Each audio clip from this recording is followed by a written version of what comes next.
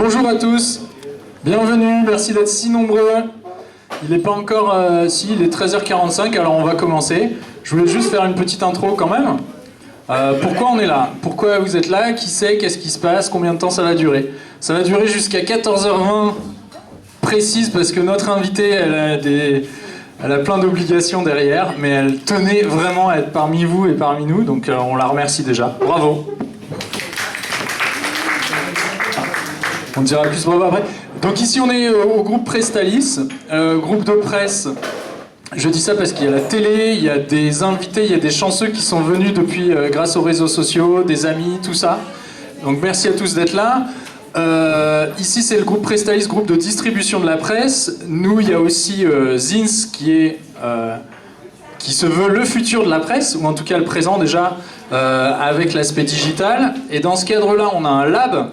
Un Zins Lab, c'est quoi? Nous, on essaye d'innover avec Zins. On essaye de distribuer, vendre la presse autrement, redonner goût à la presse, faire des choses qui n'existent pas ailleurs et par ailleurs, et surtout avec des méthodes nouvelles. Voilà. Et du coup, on a vu qu'il y en avait d'autres qui avaient des méthodes nouvelles, qui innovaient, qui étaient plein d'idées, qui fourmillaient, et puis qui faisaient des trucs qui marchent plutôt bien et qui ont bon goût. Et parmi eux, il y a Michel et Augustin, donc voilà. Ça fait partie d'une série qu'on a organisée ici en interne avec le groupe Prestalis. C'est le 25e forum, voilà, qu'on fait. Et on a décidé de l'ouvrir un peu à plus de monde pour avoir plus d'échanges, et parce qu'on a vu que ça intéressait, on avait des demandes aussi, par ailleurs. Donc voilà, donc bienvenue à tous. La règle du jeu, bah, tu vas la définir, Sixtine, une fois que je t'aurai présenté un peu plus quand même. Sixtine, elle est directrice de la communication chez Michel et Augustin. Elle va nous expliquer un peu en quoi ça consiste chez eux, parce que on n'est pas tous des directeurs de la communication, je crois, et encore moins chez Michel et Augustin, donc voilà. Et on va le découvrir à travers leurs produits, leurs expériences, leurs idées, leurs initiatives. Et je pense que dans la règle du jeu, il y a aussi le fait qu'on puisse lever la main et faire des commentaires et poser plein de questions sucrées ou salées. Voilà. Je vais te laisser la parole, Sixtine. Ça nous fait super plaisir de t'avoir parmi nous. Et puis, bon appétit. Merci Nicolas. Je suis ravie d'être là. C'est les trublions de la presse, en tant que patronne des trublions du goût. Et d'autant plus que Nicolas est un ancien camarade de classe. Et du coup, on se retrouve entre trublions et ça fait vraiment plaisir. Alors quand il m'a appelé pour me dire est-ce que tu viendrais partager votre aventure chez Prestalis, j'ai dit bon, bien sûr, il n'y a pas à hésiter une seule seconde. Alors moi, j'adore raconter l'aventure Michel et Augustin, mais j'adore quand c'est participatif. C'est-à-dire que les grands monologues, moi toute seule, ça ne m'intéresse pas. Donc si je suis là, c'est aussi pour être dans la conversation avec vous et que vous me posiez des questions qu'on ne m'a jamais posées. Voilà, et là je me dirais, Prestalis, c'est un truc canon, on a tous envie d'y revenir. Est-ce qu'il y a des gens ici qui ne connaissent pas l'aventure Michel et Augustin? Quelle chance, hein. Ah, il y a une personne là-bas. Je suis ravie. Je suis ravie d'être là pour vous. Alors, ce qu'il faut savoir sur Michel et Augustin, c'est d'abord le début de l'aventure. Michel et Augustin, c'est deux copains qui étaient ensemble sur les bancs de la 4e 5 à l'école. Donc là, on les voit, les deux Gugus. On a à gauche Augustin, qui est une personne qui est assez agitée, extravertie, qui a du mal à se concentrer à l'école. Et à droite, on a notre ami Michel, qui lui est beaucoup plus droit, cartésien, rigoureux. Et ce duo amical qui s'est rencontré sur les bancs de la 4e s'est aussi retrouvé en école de commerce. Et c'est la force de ce duo qui a créé aussi Michel et Augustin, puisque aujourd'hui Augustin c'est le créatif, celui qui a 10 000 idées à la minute. Les idées, il les appelle les papillons, il les glisse dans un filet à papillons pour faire en sorte qu'elles ne s'envolent jamais.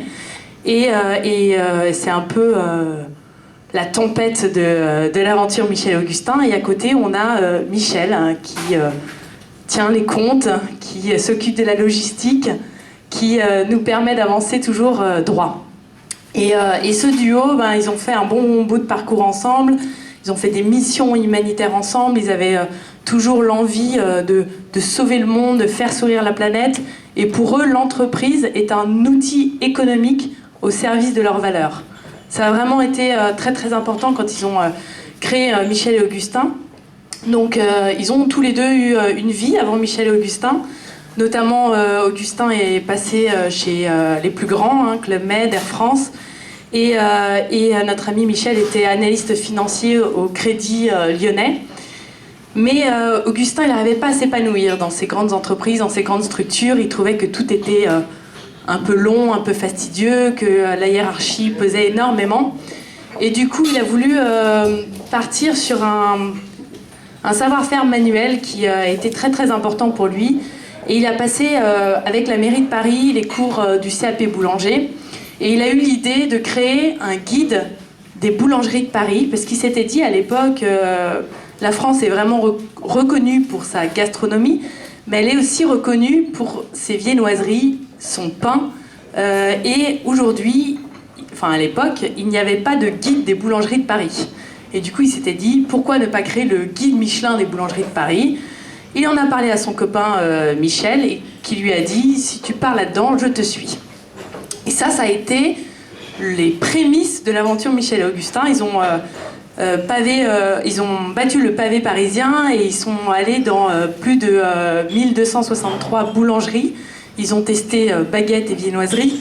Ils ont écrit ce guide qui a été édité à plus de 12 000 exemplaires.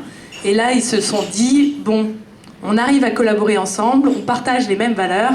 Et c'est comme ça que Augustin lui a proposé de fonder Michel et Augustin. Michel et Augustin, ça a donc commencé en 2004. Et c'est parti d'un constat très très simple qui repose sur 3 fondamentaux. Le premier, c'était de se dire, quand nous, Michel et Augustin, on va faire des courses dans le Franprix en bas de notre rue, on constate qu'il y a énormément de produits alimentaires, mais que pour beaucoup d'entre eux, il nous faut un prix Nobel de chimie pour décrypter les emballages. Donc le postulat de base, c'était nous, on veut faire une recette simple et gourmande à partir d'ingrédients que tout le monde a dans son placard de cuisine, que tout le monde a dans son frigidaire, des ingrédients simples, naturels. Et du coup, tout le monde va pouvoir décrypter notre emballage. Premier postulat. Deuxième postulat, c'était de se dire, finalement, souvent, la qualité n'est pas prioritaire. Ce qui est prioritaire, c'est le prix. Et bien souvent, ce qu'on nous propose dans les supermarchés, c'est des produits qui ne sont pas assez qualitatifs, puisque la primeur est au prix. Et nous, on va prendre le contre-pied de ça, on va choisir des bons ingrédients pour faire des bons produits, des recettes qui sont à l'apogée du goût. Et voilà, le prix, ça ne sera pas la première clé d'entrée. Et la troisième chose qui est très très importante, et là leur source d'inspiration, ils ne se cachent pas, c'était Ben & Jerry, c'était de se dire aujourd'hui, les 3/4 des marques sont des concepts sortis des placards, inventés de toutes pièces. On a remis au goût du jour les vieilles grand-mères, et il n'existe pas de marque, ou très peu, incarnées par des vraies personnes qui racontent leur aventure au quotidien. Quand on a compris ça, déjà on a compris beaucoup de choses de Michel et Augustin. Et du coup, Michel et Augustin ont voulu créer une marque incarnée, humaine, souriante, et dont le packaging serait le premier média pour raconter leur aventure. Voilà. Et ça a toujours été le premier média. Aujourd'hui, c'est 25 millions de recettes qui parcourent le monde chaque année. Et c'est sur 25 millions de packaging qu'on raconte chaque année notre aventure. Donc en 2004, ils se sont lancés dans les sablés. Je ne sais pas si vous connaissez ces petites boîtes bleues assez iconiques qui ont été le tout début de l'aventure. Et donc ils ont troqué leur costume cravate contre des toques de pâtissier. Ils se sont mis dans l'appartement d'Augustin de la rue Hermel et ils ont essayé 400 recettes du premier petit sablé qu'ils ont fait dans les fourneaux de la rue Hermel d'Augustin. Et ils sont eux-mêmes partis avec des caddies roses quand on va faire les courses, quand on va faire notre marché, on a des petits caddies à roulettes. Et ils sont allés faire du porte-à-porte dans le 18e arrondissement pour vendre leurs recettes. Ça, c'était en 2004. Donc c'était 2 gugus, aujourd'hui ils ont 40 ans, qui avaient pour Augustin des enfants à charge, et on leur disait « vous êtes complètement tarés. Vous êtes complètement tarés ». vous lâchez des boulots certains, une vie plutôt stable, pour vous mettre à faire des cookies, enfin des sablés, dans votre cuisine et aller faire du porte-à-porte pour les vendre. Et eux, ils ont décidé de jouer ce pari complètement fou. Ils croyaient dans leur projet et ils étaient persuadés qu'à travers la pâtisserie, ils arriveraient aussi à faire sourire la planète et à remettre le goût au cœur des villes. Du coup, ils ne sont jamais battus par rapport à leur projet. Leur petit réseau d'amis a grandi de mois en mois. Ils n'arrivaient plus à produire leurs petits sablés dans leur cuisine. Et du coup, ils ont appelé leurs vieux copains du guide des boulangeries de Paris. Et ils leur ont demandé si par hasard la boulangerie était fermée un jour de la semaine et ils pouvaient prendre les fourneaux un jour de la semaine. Et ça a été le cas chez nos amis Delmontel, rue des Martyrs, et également dans une boulangerie du 12e qui leur laissait du coup Delmontel le mardi, la boulangerie du 12e le jeudi, les fourneaux de la boulangerie, ils pouvaient produire leurs petits sablés. Et puis au bout d'un an, il y avait beaucoup de demandes de leurs petits sablés. Et du coup, ils se sont posé la question de la fabrication de leurs recettes. Et ils sont arrivés au constat qu'il y avait en France un savoir-faire industriel inégalé, sous-exploité, et que peut-être leur valeur ajoutée n'était pas forcément dans la fabrication, mais dans tout ce qu'il y avait à côté, c'est-à-dire concocter les recettes, créer un cahier des charges et partager cette aventure. Et du coup, ils ont fait appel à des partenaires fabricants. Donc c'était en 2005. Aujourd'hui, on a 14 partenaires fabricants, 11 en France, 3 en Europe. Et aujourd'hui, ce qu'on fait, nous, c'est qu'on se concentre sur créer la recette dans les fourneaux de la bananeraie. Et ensuite, de cette recette artisanale, on en fait une recette industrielle. On transpose un cahier des charges et on fait en sorte que les ingrédients utilisés sont des ingrédients qu'on puisse tous avoir dans notre placard de cuisine.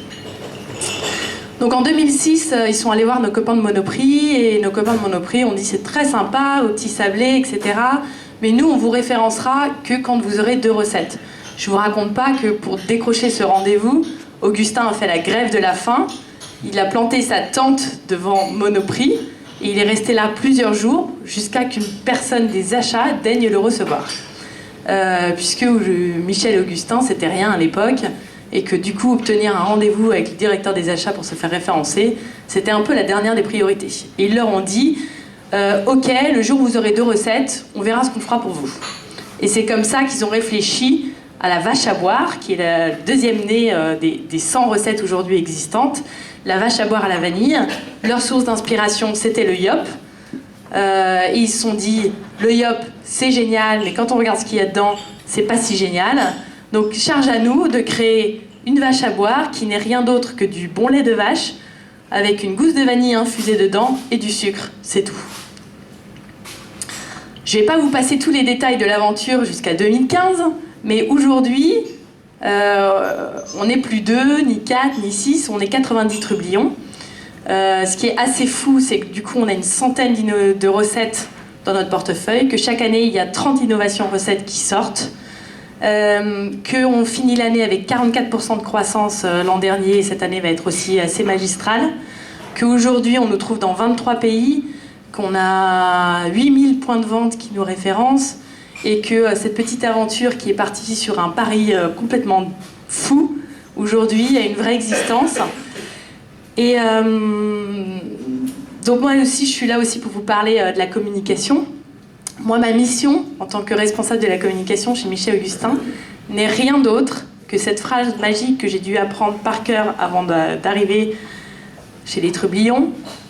Raconter, partager, faire vivre, construire ensemble cette aventure gourmande, humaine et sincère en temps réel.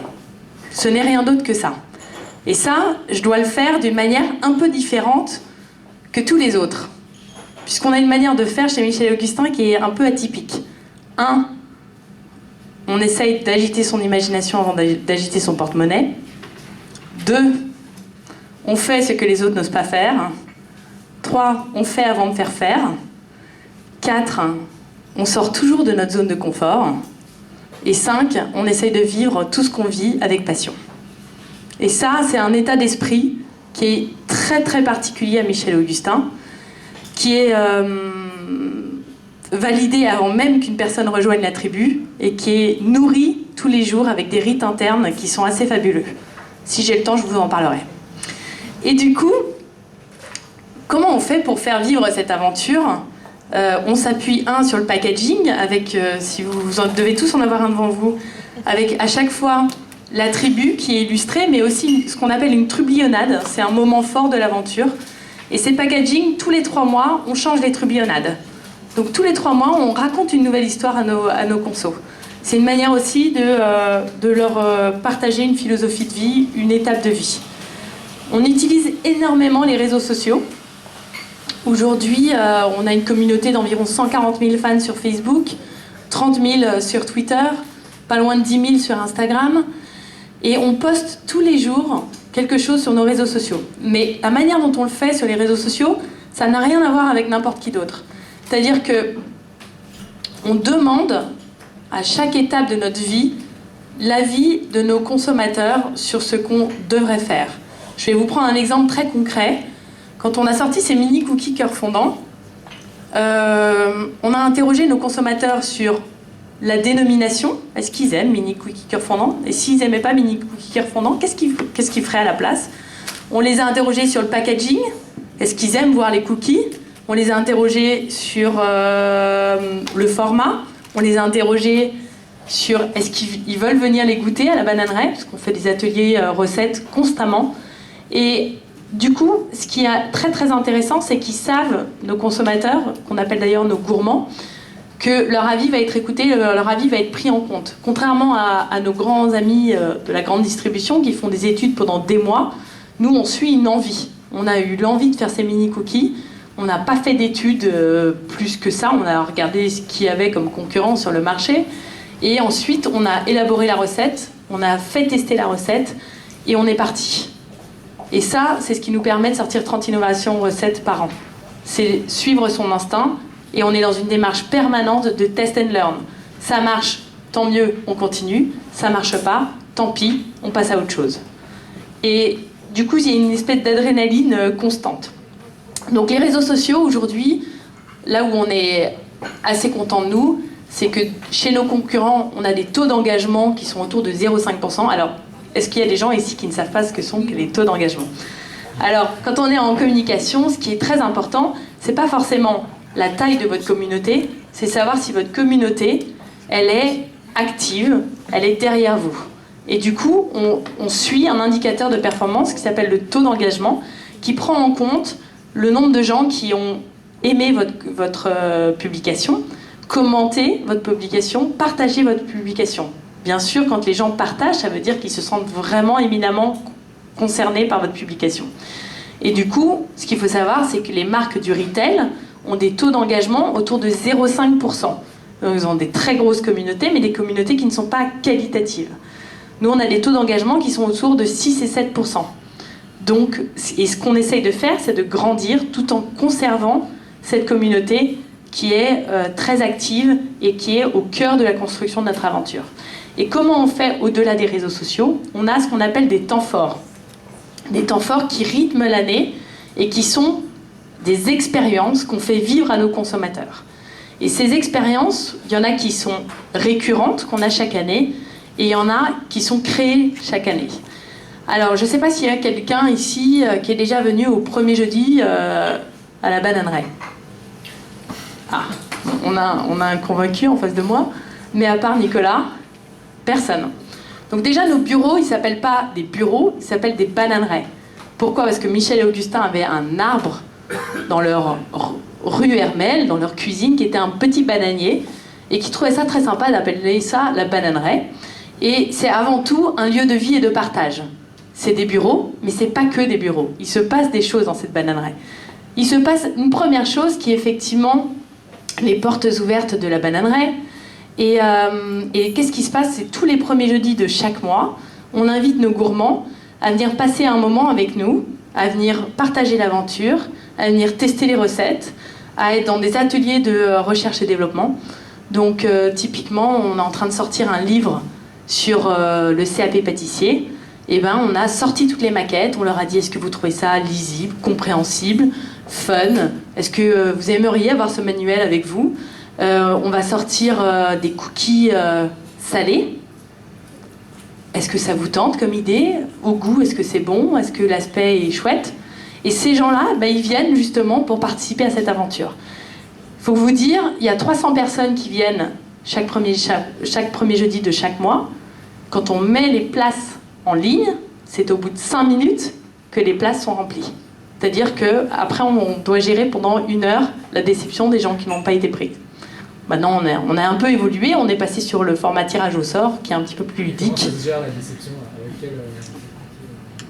Alors, la déception, ça se gère, on explique qu'on aimerait bien accueillir tout le monde, avec sincérité et transparence, que malheureusement on ne peut pas, que les gens qui viennent une fois, normalement, ne peuvent pas revenir le mois prochain, et que du tout, il ne faut pas se noyer dans une vache, mais il faut retenter sa chance.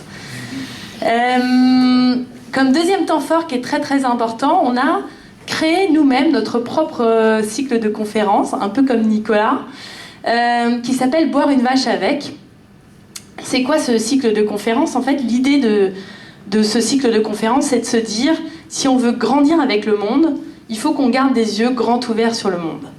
Et garder des yeux grands ouverts sur le monde, c'est pas se regarder le nombril et voir comment on avance, c'est être en interconnexion avec ceux qui font changer le monde. Et du coup, on invite chez nous des personnalités qu'on appelle étonnantes et détonnantes, des gens politiques, chefs pâtissiers, mathématiciens, voilà, d'univers très très différents, qui viennent un peu nous partager leur vision du monde, leurs engagements, ce qu'ils font au quotidien. Donc là, je vais vous montrer une petite vidéo de notre dernière invitée qui a été un carton plein également. Nous, on a une mission, faire décoller la France et vos vies.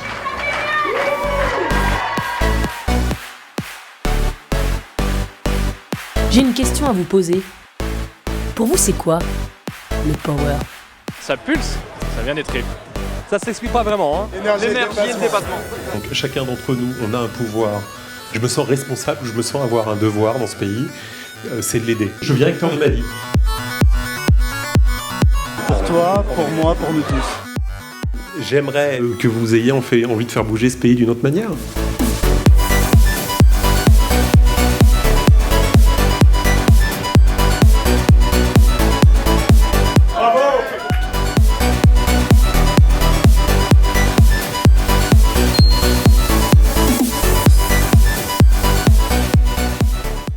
Alors, à travers ces événements, non seulement on veut partager un peu notre philosophie de vie, mais ce qui est très très important, c'est de diffuser des ondes positives. Nous, ce qu'on veut, c'est faire sourire la planète et c'est de passer un bon moment ensemble.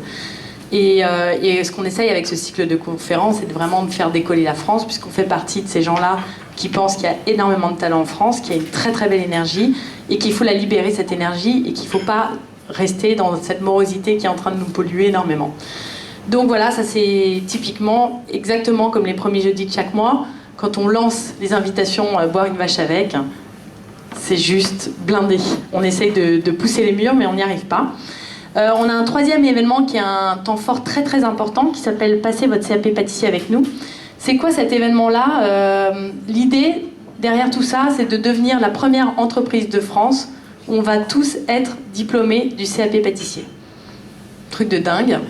Je suis en train de passer mon CAP pâtissier, figurez-vous, j'ai cours ce soir. L'idée, c'est quoi derrière tout ça?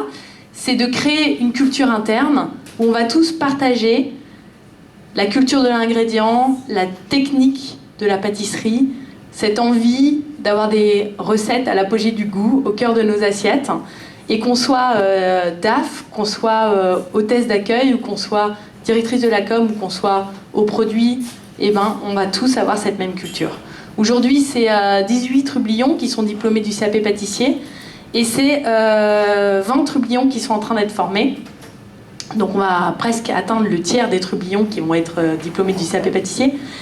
Et ce qui est important, c'est que comme tous les événements qu'on fait à l'interne, on les partage avec nos gourmands, on fait monter à bord 6 personnes cette année, à Paris, à Lyon, qui ont un projet entrepreneurial autour de la pâtisserie, qui viennent être formés avec nous au cœur de nos bananeraies et qu'on accompagne dans la création de leurs projets. Voilà, ça nous permet, de partager notre passion, 2, de soutenir des dynamiques entrepreneuriales, et 3, de s'ouvrir au monde aussi et de ne pas être en vase clos. Et comme il y a plein de gens qui rêvent de passer leur CAP pâtissier et qui ne peuvent pas malheureusement être avec nous dans les cuisines, on a décidé de partager ces cours. C'est une forme de MOOC à la Michel Augustin, hein, où chaque semaine, voilà, on peut passer son CAP pâtissier en 24 semaines, et chaque semaine, on raconte le cours avec voilà, ce qui s'est passé dans la cuisine, avec des photos, de l'illustration, de la vidéo. C'est très très ludique et on a reçu pas mal de messages de gens qui ont passé leur CAP pâtissier avec nous grâce à nos cours en ligne et qui l'ont eu, ce qui est pour nous un grand succès. Dans les temps forts, il y a encore un dernier temps fort qui est très important pour nous, qui s'appelle Une nuit à la belle étoile. La nuit à la belle étoile, c'est quoi ? C'est vraiment la volonté encore de partager nos valeurs de simplicité, de convivialité, de partage. C'est une nuit dans un parc au cœur de la ville où on passe la nuit à la belle étoile autour d'ateliers gourmands, ludiques, pédagogiques.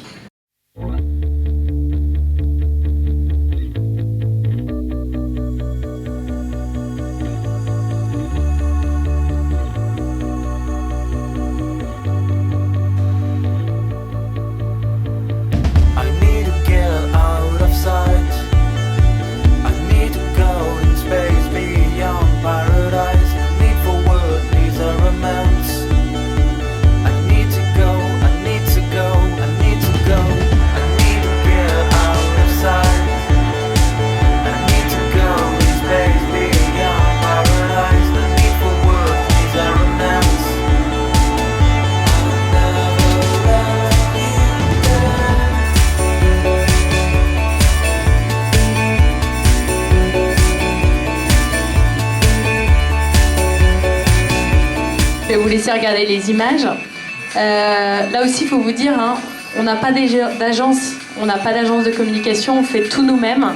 On va penser l'expérience avant tout. Ces gens viennent là pour partager un moment avec d'autres. Ah, une question, je suis ravie.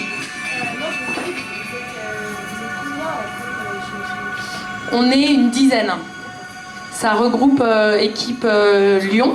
Parce qu'aujourd'hui, on a 3 bananeraies, une à Paris, une à Lyon, une à New York. Et du coup, je chapeaute aussi la communication de Lyon.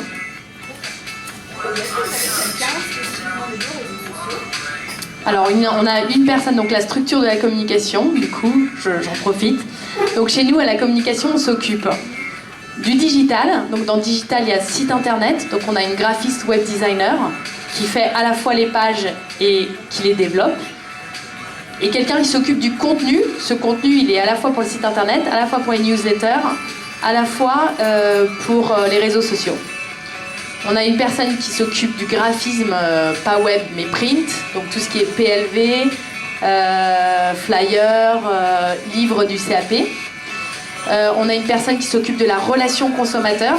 Chez Michel Augustin, on appelle ça la boulangerie de quartier, puisque chaque consommateur doit être traité comme un consommateur d'une boulangerie de quartier qui est reconnu, identifié, à qui on adresse une réponse unique sous 24 heures. Je vais éteindre ça. Voilà. Donc CRM, donc la boulangerie de quartier. On a également le pôle événementiel.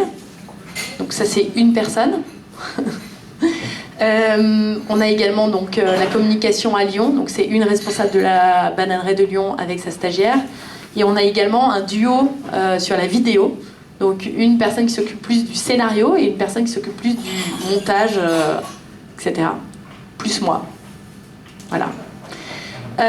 Et du coup, à part ces 4 temps forts dont je vous ai parlé, donc les premiers jeudis, les boire une vache avec, la nuit à la belle étoile, le CAP pâtissier, on a plein d'autres événements qu'on crée. Alors, est-ce qu'ici, il y a des gens qui ont entendu parler de l'épopée Starbucks ? Oui. Alors, j'avais prévu de vous en parler un petit peu. L'épopée Starbucks, c'est quoi ? Et j'aime beaucoup cette histoire parce qu'elle représente pleinement nos valeurs de marque, nos valeurs d'aventure. Ça faisait 10 ans qu'on rêvait d'être référencé chez Starbucks. 10 ans, hein, qu'on avait essayé d'enfoncer les portes, les fenêtres, passer par la petite porte, passer par la grande porte. Bon, on n'y arrivait pas.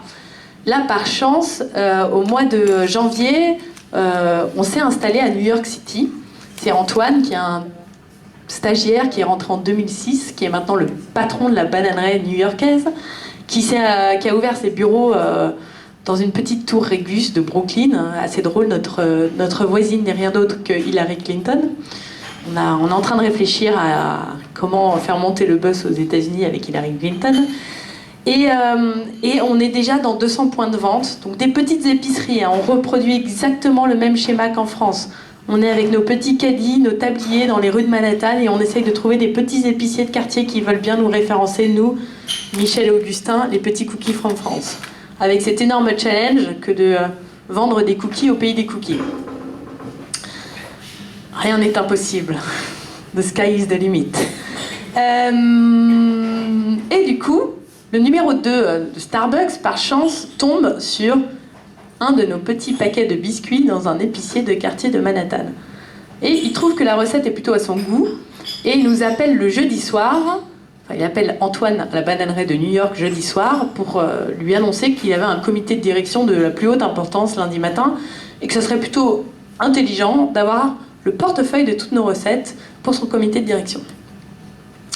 Antoine nous appelle le vendredi matin, heure française, enfin vendredi 14h plutôt, et il nous dit voilà, hyper important, opportunité de dingue, on peut éventuellement faire parvenir un colis de toutes nos recettes pour le comité de direction à Seattle qui a lieu lundi matin, première heure. Nous, on arrête tout ce qu'on fait, hein, on commence à s'activer ni une ni vache, entre guillemets, et on prépare les colis, etc. Puis on fait estimer le colis et on se rend compte que d'envoyer par FedEx ou autre notre colis de recettes, ça va nous coûter une blinde. Agiter son imagination avant d'agiter son porte-monnaie, on se dit c'est trop con, allons-y en personne. Allons-y en personne, et juste de déposer un paquet de petites recettes, c'est pas assez fun. Essayons de rencontrer le PDG Monde de Starbucks Monde. Et là, on se dit, comme tout ce qu'on fait, on le partage avec nos consos, avec nos gourmands, et il y a de fortes chances qu'on n'y arrive pas si vous n'êtes pas dans ce challenge complètement dingue. Et du coup, on publie cette fameuse petite vidéo. Incroyable à vous annoncer. Hier soir, le téléphone d'Antoine, qui est notre export manager, sonne. Comme on n'a pas la scène, je vous la refais. Allô ? Vous êtes l'assistante monde du PDG Monde de chez Starbucks. Ouais. C'est la nouvelle de l'année. Starbucks, États-Unis, Seattle. C'est absolument dingue. Vous souhaiteriez recevoir nos recettes pour votre comité de direction de lundi matin ? Oui, on est vendredi, il est 20h30. Yeah, no problem. On va vous envoyer un colis. Bonne journée. Voilà, vous doutez bien que les recettes, on va pas les envoyer par FedEx ou la Poste ou par Mouette. On va les lui apporter en main propre. En main propre. On a vraiment très envie de vous faire participer à notre aventure. Du coup, on s'est dit, mais comment ? Alors, aidez-moi à rencontrer Howard. Si vous pouviez vous prendre en photo avec un café et le hashtag Allez Howard, un café. On pourrait le convaincre de nous rencontrer parce que bon, on a que 48 heures, ça va être... C'est chaud, hein. Allez, Howard. Un café ? On part demain. C'est chaud. Ça va aller, on va y arriver. Donc pour ceux qui n'avaient jamais vu Michel et Augustin, vous les avez vus pour la première fois dans cette vidéo. Donc ça a été posté le vendredi soir, hein, et je me rappelle, comme si c'était hier, le samedi matin, je me réveille, j'allume mon ordinateur, je me connecte sur Facebook et Twitter, et là, toutes les... je ne rigole pas, hein, toutes les minutes, il y avait un tweet avec un de nos consos, avec son mug, allez Howard un café. J'appelle Augustin, je lui ai dit, est-ce que tu as vu ? Ça prend sur les réseaux sociaux. Il me dit non, je vois rien. Je lui dis connecte-toi tout de suite, maintenant. Là, on se met en mission War Room dans toute l'équipe com. Samedi, dimanche, on répond à chaque personne de manière personnalisée avec un petit clin d'œil sur le pull, le mug, le mot. Et on demande à chacun de mobiliser sa tribu. On a eu plus de 3000 photos postées dans le week-end, à tel point que les équipes de Starbucks ont commencé à s'inquiéter en disant c'est qui ces petits Français, c'est qui cette petite blonde qui veut boire un café avec toi, Howard. Et je vous passerai tous les détails de la fan de Howard qui également est tombée sur ces vidéos et qui a dit à son mari il faut que tu mènes l'enquête, cette petite veut prendre un café avec toi. Bref, et on avait nous cette intuition que notre aventure intéressait beaucoup les gens, que la manière dont on la raconte avec simplicité, authenticité, on raconte nos joies, nos peines, nos challenges, parfois nos déceptions. On avait ce sentiment que les réseaux sociaux nous permettaient de partager 10% de notre aventure, mais qu'il y avait un vecteur qui était beaucoup plus intéressant, qui était la vidéo. Et on voulait créer cette web-série depuis très très longtemps. On avait eu la chance d'embaucher, avant ce coup de téléphone de Starbucks, Hassan, qui est le petit génie de la vidéo chez nous. Et du coup, on a dit à Charlotte et Hassan, allez-y et racontez-nous en temps réel votre aventure. Nous, ce qu'on a vécu à la com chez Michel Augustin, c'est complètement dingue. Puisqu'il y a eu 10 épisodes, je vous inviterai à aller les voir, qui ont été publiés sur cette épopée. 10 épisodes qu'on a découverts en temps réel, en même temps que nos consommateurs. Il y avait zéro tabou. Je vous invite à aller voir l'épisode 4 où Charlotte dit « Il paraîtrait que Starbucks France a un petit peu peur », ce qui était totalement vrai. On avait reçu des appels en disant « Les gars, vous déconnez totalement, vous allez vous faire sucrer le contrat à agir de la sorte ». Et tout ça, ça a été raconté avec beaucoup d'authenticité, beaucoup de transparence, etc. Ils sont même arrivés, donc il y a eu 10 épisodes, je veux juste vous en passer un autre. Voilà. Ah, c'était celui d'avant.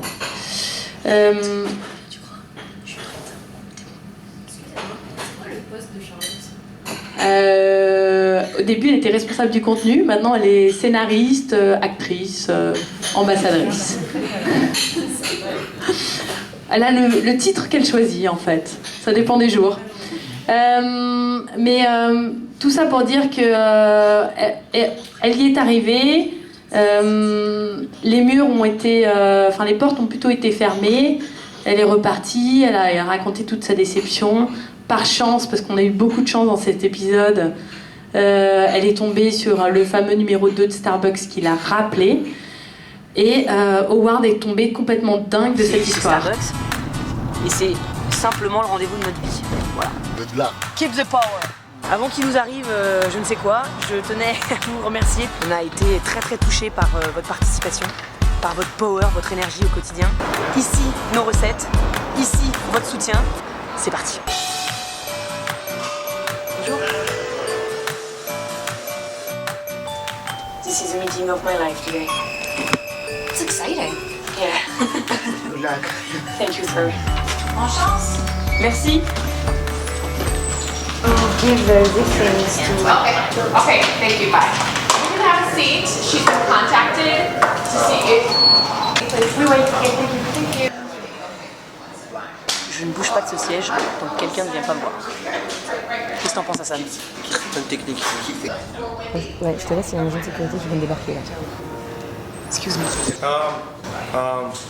Most likely, you know, I'll let Démarche, elle était. C'est pas grave. Ça se trouve, il n'aime pas le café. Quand même. Bon, allez, on y va.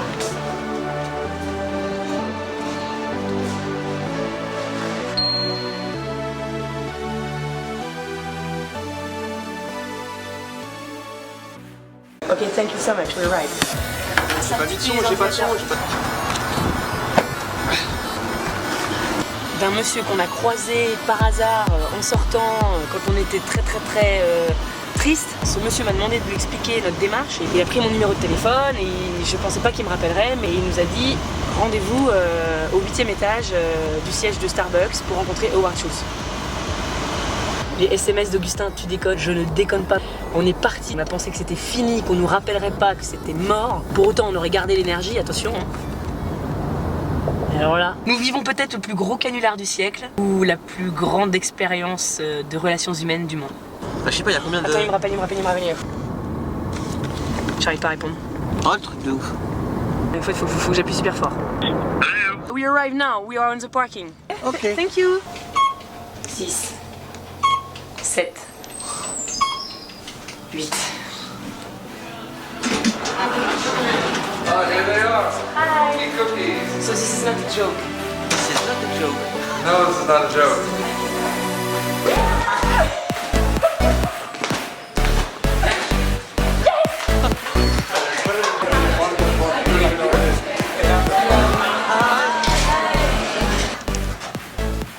grâce à vous. Charlotte, I am amazed that you are in Seattle, and I am so proud of you to come all the way from Paris to Seattle to meet me and talk about your product and your cookies. I'm overwhelmed with excitement for you, and Starbucks will take a very good look at this product. Going through this album and seeing all the support you got, I'm amazed, and thank you for everybody who contributed their excitement, their enthusiasm, and the support of you to come to Seattle to meet me in Starbucks. I love it. Thank you. Allez, Howard, un café.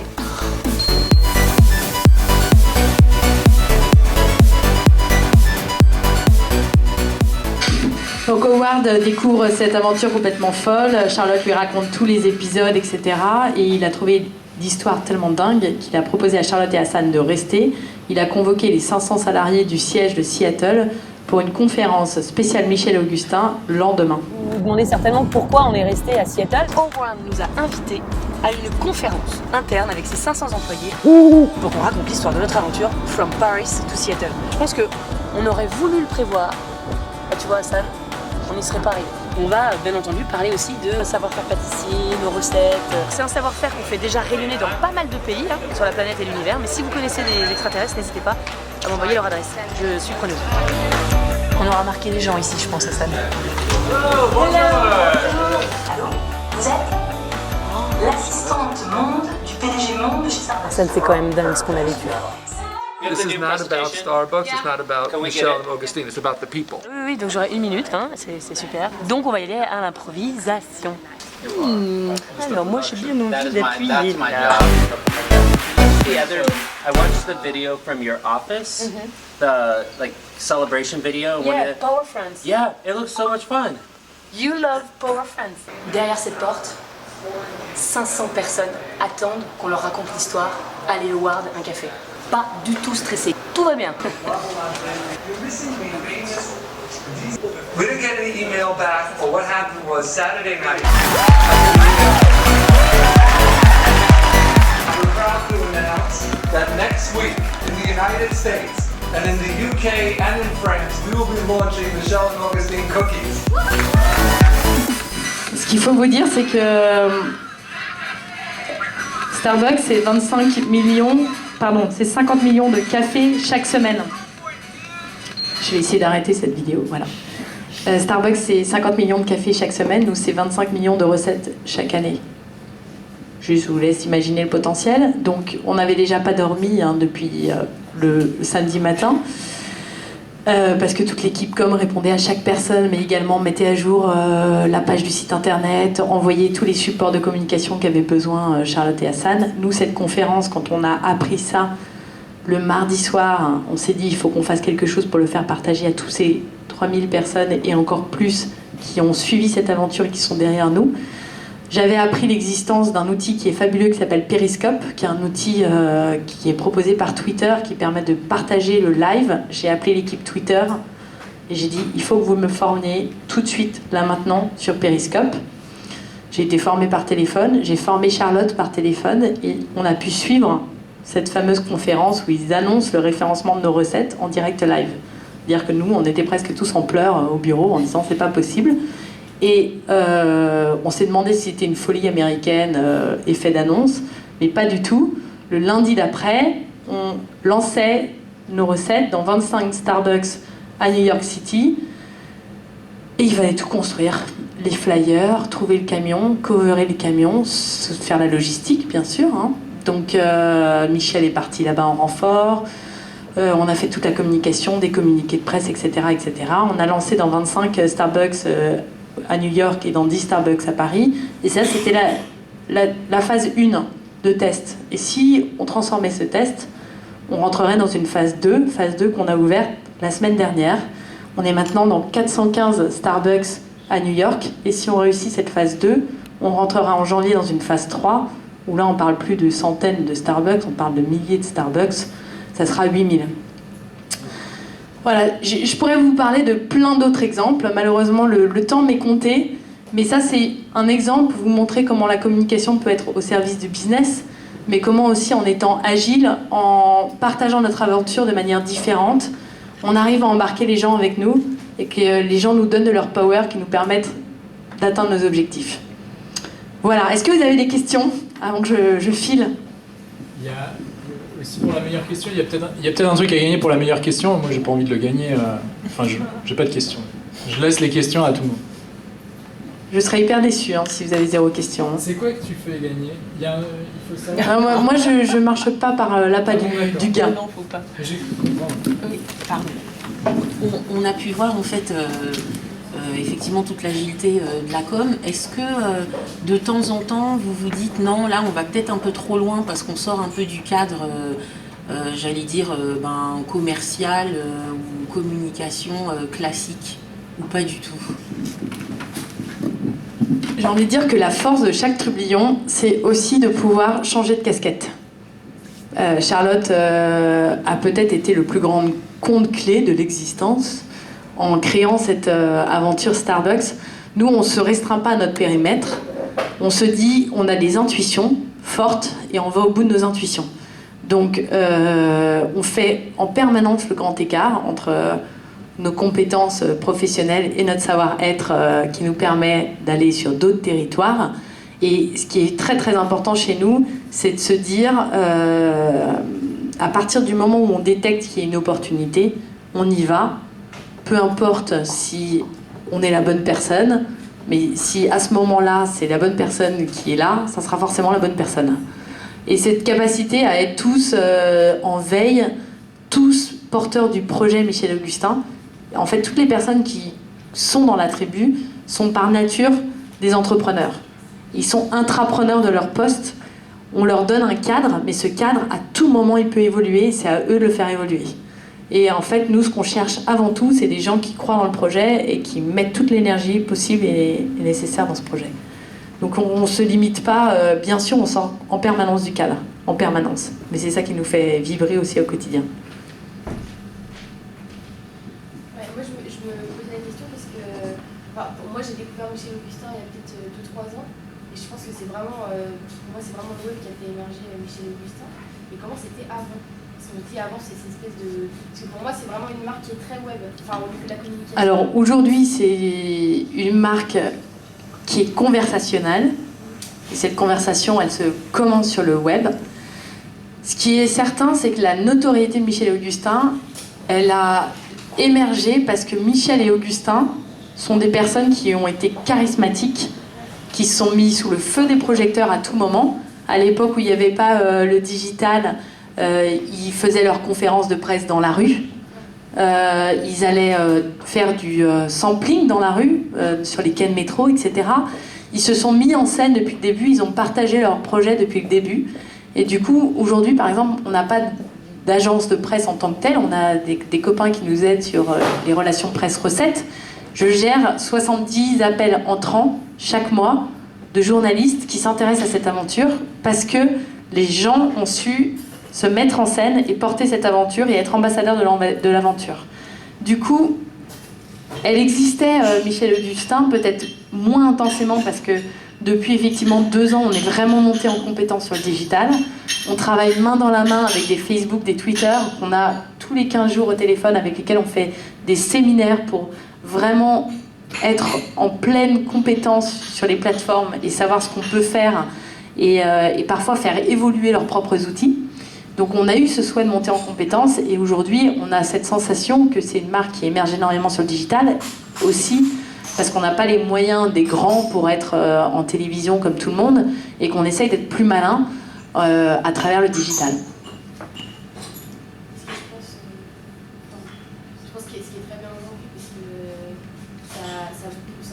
ça très impactant, c'est quelque chose on se sent très proche de ça par rapport à la pub télé c'est ça, il y a moi, c'est notre enjeu, c'est de faire en sorte qu'une web série soit tout aussi impactante qu'une campagne télé.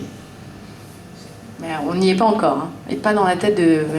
je pense que vous êtes nés avec les réseaux sociaux, donc ça change aussi votre perception. Allez, une dernière question. Je voulais savoir comment se mettait en route l'après-réussite de cette communication, c'est-à-dire, ça veut dire que vous avez le contrat, donc ça veut dire que derrière, il faut produire... Rien n'est gagné. Plus de biscuits, plus de produits, etc. Donc comment vous arrivez à cadencer une progression aussi forte? Parce que j'imagine que les besoins, là, ne serait-ce que ceux de Starbucks sont important.